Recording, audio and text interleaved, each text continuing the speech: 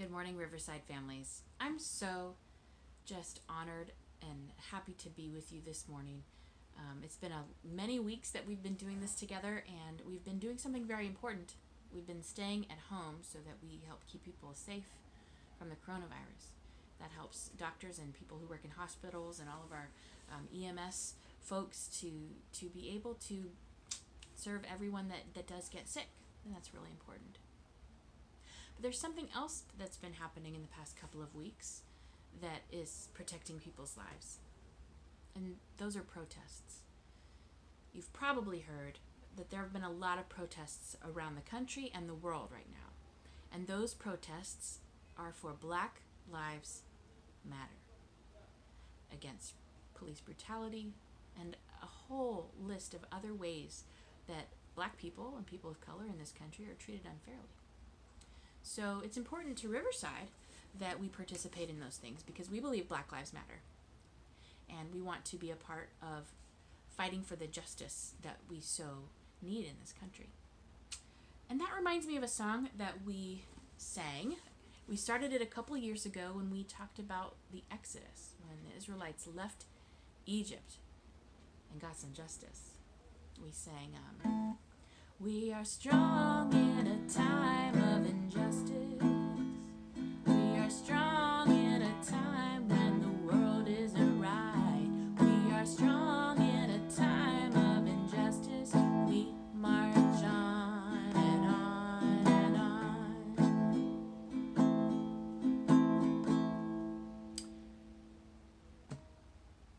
But some people don't know if protests are really a Christian thing to do, which is interesting because when I read the Bible, I see a lot of protests, because any time that you use your voice or you use a group of people to fight for justice, to draw a line in the sand and said we will not act that way, to change the mind of rulers and powers that be, that's a protest. And they happen all over the Bible. Even God protests sometimes in the Bible. God will do magnificent or grand things just to get people's attention so that we will change our structures of injustice. One story that comes to mind this morning is from a book we've never talked about. It's a book called Nehemiah, and it's a short little book. It is Nehemiah is a prophet. And Nehemiah hears an outcry. He hears a group of men and women crying out, men, women, and people, crying out, asking for justice. Now, if someone has an outcry, that's a protest, because that means a group of people has gotten together to make their voice heard. Outcry! These people were crying out because things were happening in their land that wasn't fair. For example, if they were borrowing money from one of the powerful people in their country, then they would have to pay back far more than they borrowed. Let's pretend that I borrowed from you $5 and you said, you'll pay me back 10. Well, now I don't have the original $5 and I'm out another $5. This was causing people to just lose land and to lose their livelihood, their farms, their livestock, having to pay back and pay back and pay back until finally they would be sold into slavery to their own people. So the people who were powerful, we're talking about the priests, the politicians, the nobles, they called them. That's the people with the most money. Were creating a system that was causing families to be enslaved. So there was this outcry. This is not right. This is not right. You must change it. How can you do this to your people? Nehemiah heard this outcry. Now, the important thing about a protest is that when you hear it, you listen to what the people are saying.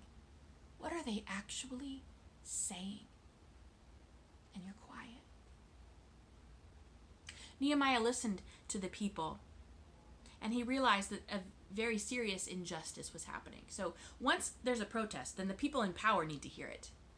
So Nehemiah went to the priests and the noble people and said, This is ridiculous. This must not happen anymore. You need to free your slaves. You need to give them their land back and end this system.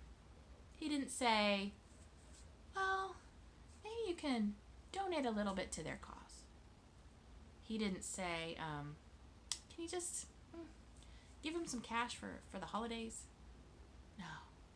He said, enough is enough. This whole thing has to stop. And what's really interesting is this protest worked because the priests and the noblemen and all the people who were in power got together and they made a covenant.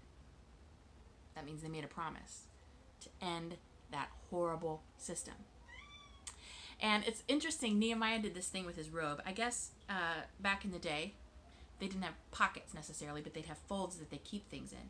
And he turned his fold inside out, kind of like turning your pockets inside out, and said, if you break this covenant, this promise, then this is what's going to happen to you. He just shook out his pockets, like, you're going to be left with nothing. Because you know what? God is on the side of people who need God. God is on the side of the oppressed. God is on the side of people who are devastated with suffering. And if you try to cheat them, God opposes you. The Bible says that God brings down the proud and causes them to stumble. So, if protests are an important part in the scriptures, and protests have made massive changes throughout history, then it's our privilege and opportunity to participate in them. Whether that means walking or rolling, whether that means participating by calling or wearing a t-shirt at a powerful time, or kneeling during the anthem, making food for people who are protesting, helping to make signs. There's so many ways to protest. So, we are on your side, protesters, because we want justice too. Let's sing our song again. We are strong in a time of injustice, because it just goes on and on and on, and it will continue to go on until there is no more injustice. We will keep marching. We are strong in a time of injustice. We are strong in a time when the world isn't right. We are strong in a time of injustice. We march on and on and on. We are strong in a time of injustice. We are strong in a time when the world isn't right. We are strong in a time of injustice. We march on and on and on and on and on and on and on and on and on and on and on and on and on. We are strong in a time of injustice. We are strong in a time when the world isn't right. We are strong in a time of injustice. We march on and on. So let's keep marching together.